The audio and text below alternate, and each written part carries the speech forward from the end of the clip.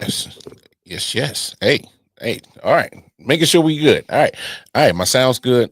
Hey, we live. You know what it is. Hey, that's what happens sometimes when you live. Happens. We're going. Hey, it's under further review. We're going to review. All right. Seattle Seahawks playing host to the New Orleans Saints. In order to get y'all ready for Thursday night football. Hopefully give you some good information when it comes to betting. Uh, those sort of things. Hey, let's get to it because let me get myself together. So hey, without further ado, we got Seahawks, we got Saints. We are under further review.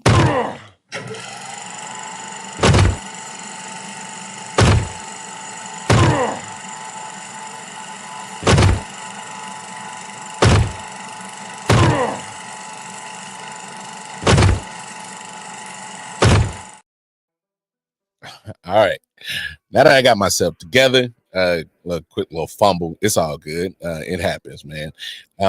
Hey, here we are, man. We are going to review Saints and Seahawks for week 3 in order to get you guys, prepped for week 4 as they got Thursday night football action against the Arizona Cardinals. So once I finish with this one, of course, I will be doing further review for the Cardinals as well. So just kind of, help y'all guys out, whether it's betting tip or just just for the love of the game of trying to understand the chess match or the matchups and what to look out for. Uh, so we had Saints and we had Seahawks, and Saints fans turn away. It got bad. It got ugly. If this was a game of Madden, you would have to pass them sticks and drop them because you got skunked. Literally 21-0 in the first. It was a done deal, and it was not pretty for the Saints, man. It was not at all. But I mean, come on, Saints fans, y'all really don't think it's going to be a good year for y'all, right? No, okay. Well, let's start off right here. Seahawks defense versus the Saints offense.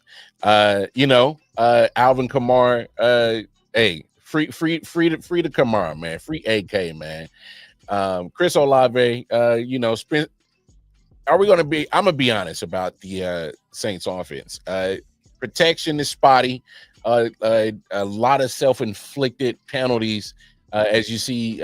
Even Spencer Rattler missing. Missing Alvin Kamara that was by himself right there. I don't know if I'm gonna have to look at the all 22 again and see if Alvin stopped. But when I was watching the game, I'm like, oh man, that was a missed opportunity. But hey, I understand Kellen Moore. He was being risky, taking risk. As I go to my notes, it just wasn't good. A lot of self-inflicted penalties, especially on that offensive line. Special teams was bad. That didn't help. Torrey Horton, who we'll talk about in a second on the offensive side, he made an impact on both the offense and the special teams. So when it comes to the Saint offense, man, you, you gotta stop with the self-inflicted penalties. It's too much. Obviously, since his offensive line is really not that great for Spencer Rattler, he's gonna have to do a lot of check downs, quick releases, get the ball out of his hand, and then hopefully it'll kind of loosen up the linebackers and the safeties, and hopefully you can find some runner lanes in there for Alvin Kamara. Hopefully, but it's going to take some time, but you're still one of the one of the worst teams in the league. You just are, and I've seen all 3 of your games. It is not, and to be honest, they are in those games down to the wire. They were in the game against Tampa Bay. They were in the game against San Francisco last week. They weren't in this game at all. So let's not even talk about. But the first 2 games they were in there and came down to 1 possession games, and they still showed Saint problems by still kind of getting in their own way. So it was kind of like, you are what you are. So I mean, it is what it is. It's going to be some bumps and bruises. I know they did put in Tyler Shaw at the end of the game. I don't know what that means. We'll see who Kellen Moore decides to rock with going forward. But at the same time, still got to give credit to Mike McDonald getting his defense together on the Seattle. And if you don't think his impact is missed, just look at what's the difference between how Baltimore's been playing since he's left and how he's got this defense heading in the right direction. And they're not all the way there, but they definitely did great against the run, making taking advantage over a piss poor old line. That's what you do. If they're bad at blocking, pass blocking, well, let's make sure that we take advantage of it. And they did. Man, that defense flies. Their secondary, they love to hit. Rowe, I think that's his name, number 29. Obviously, Kobe Bryant, number 8. He likes to hit.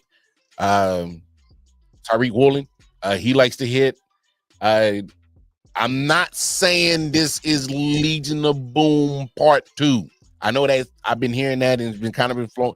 I'm not ready to go all the way in, all the way in on that yet. But them young bulls in that's Seahawks secondary, they let it hit. They're physical. They do resemble the ruggedness, toughness of LOB. They do.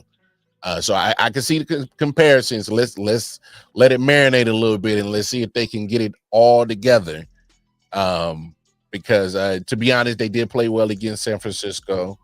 Had a couple of I guess miscommunications against Pittsburgh, but they clamped it down and clamped down when it mattered. But overall, I do love where they're going. Definitely need some let's swap it over to the offense. Seahawks offense versus Saints defense. A nice play right there from Sam Darnold, and that right there is going to be the calling card for that Seahawks offense. Obviously a great play from Sam Darnold getting out of the sack, and then that connection with JSN that showed very prevalent in this matchup against the Saints. And when it comes to Sam Darnold, can I be honest? I think it served him well being under Kyle Shanahan for 1 year, although he didn't play, and being under Kevin O'Connell last year in Minnesota. And I get it. Roster wise, there was some difference between those situations and when he came into the league with the Jets and when he went to Carolina. And I understand that, but I think it goes to the bigger point of when you get these quarterbacks in better situations with better coaching, and you can actually see them flourish. And obviously in Seattle, I don't think he's in the best situation when it comes to the offensive line. It's still kind of shaky at best. Obviously, you saw the play right there where he had to make a play to get out of a sack. But I just think just the knowledge of Sam Darnold getting from Kevin O'Connell, from Kyle Shanahan over the past 2 years has kind of helped mold his game a little bit better. Because now all right, now it makes sense. I didn't have that in New York. I didn't have that in Carolina. Now he gets to put it all together. And of course, Cooper Kupp has got a little bit of juice left. I don't know what much more he has. He's quick to go down to the ground after he catches it. He's not too, the yak yards aren't going to be crazy astronomical. He's just a possession receiver at this point in his career, and that's fine. Obviously, JSN scored on that highlight that I showed you. That's a connection for sure. Let's see if they can get a little bit more at the tight end position. That's kind of been one of the downfalls with the Seahawks the last few years. Haven't had much from the tight end position. Let's see what they can get from, I think his name is Barner, number 89. Looked like he was, pretty physical. Kenneth Walker, didn't do much against San Francisco. Didn't do much against the Saints in this game. Had a good game against Pittsburgh. Let's hope for fantasy owners and betting odds, that he has a good game against Arizona. We'll see. It's just, we need that more consistency from Kenneth Walker to help Sam Darnold. And because Sam Darnold's been actually playing well, despite the kind of up and down performances from Kenneth Walker. So kudos to that. And Torrey Horton, the rookie. I mentioned him earlier. I watch a lot of college football, and I remember that name from when Colorado had their little, they still had their rivalry, but he was part of that. Obviously, I'm a primetime fan, and he made some great plays in that game, and then he made plays throughout the season. Had a great career at Colorado State. Matter of fact, I didn't know that he was a great punt returner. Took one to the house. Obviously, great job by the special teams of Seattle, and it shows how poor the special teams of New Orleans is. It's going to be tough for a Saints defense because they played the run very well. The only thing that I'm questioning as I look at my notes is, can they get help from their offense to help them get rest? Is the offense going to be able to sustain drives? Are they going to be able to put points on the board? Because right now the special teams is shaky. They miss some field goals. They're allowing touchdowns on the opponent's side, so it's not looking good for New Orleans. It's not a lot of good. It looks like that 0-17 prediction I had of the Saints, it might stand pat. But hey, y'all might shut me up and surprise me, Saints. I'm hoping that's the case. As a football fan, I don't like seeing people going over, having that tag of just being that bad at losing, or just can't win. But there are some things got to clean up for sure. Rookie head coach in Kellen Moore, he's going to have to, if he's really going to make his mark, he's going to have to set the culture change and let people know that, hey, this ain't acceptable. The penalties, the turnovers, the silliness. He's got a task on his hand. He has a task on his hand, and don't be surprised if they're sellers. I don't know why you wouldn't be sellers. Y'all not gonna win a lot. So if people call you for Alvin Kamara, people call you for Chris Olave, Shahad, the other wide receiver, I think you should take those calls. Get those draft picks. Clean up some cap, and then it's a reset. It's definitely a reset. It's a restructure of your team. Yeah. Time to rebuild. Do it over. It's not looking good. But as for it is when it comes for the Seahawks taking on the Cardinals,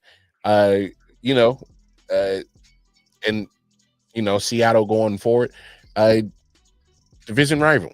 The good thing is that with this coaching staff versus that coaching staff last year, Seattle did take the sweep. They won in both places, but this is where you saw Kenneth Walker take advantage in both games last year. As I looked at FanDuel over earlier, they had him at 52.5. Over rushing, over under 52.5. I felt comfortable taking the over. So just saying, Kenneth Walker had two great games against Arizona last year. I'm hoping that he can do it for betting reasons this year, that he has, especially Thursday Night Football, has some good moments against Arizona. So it'll be an interesting matchup. It won't be a lot of scoring. You might be able to get 2 touchdowns from both teams. We'll see. It's going to be an interesting matchup for the Saints going forward. Pray. What's in it for y'all fan base? Hey, get them bags out. Go ahead, get them. Hey, you got little kids, got little babies? No worries. We got the little baby bags for the babies. All right. We got the little baby bags for the babies. We'll get the big brown sacks for the adults. These joints for the babies. Y'all can all rock the bags of the ain'ts as a family. Get ready for that. That's what's going forward for y'all. You might get some reprieve because the Panthers aren't good in your division, but right now they're playing better football than you are. That's just facts. You might get a reprieve from the Falcons, but their roster is better than yours. So yeah, it's gonna be it's gonna be tough. And I get it. Y'all played Tampa close, but still, you can see the difference of where they're at, where they're headed, and where you're headed. You can still see the difference, especially when it comes down to finishing games. All right. I'm gonna get up out of here because I need to turn around and do a quick little further review for Cardinals 49ers. All right. Y'all know what it is. Like, share, subscribe, tap in. Y'all know the deal. You know where to find me. Go ahead at Twitter, KC Wildcard Mar, for all the content that I'll be dropping. And then hey, you know what it is. Go enjoy some good football. Hey, we're gonna have some fun. All right, some fun this season. So hey, take care of yourselves, take care of each other. We out of here. Peace.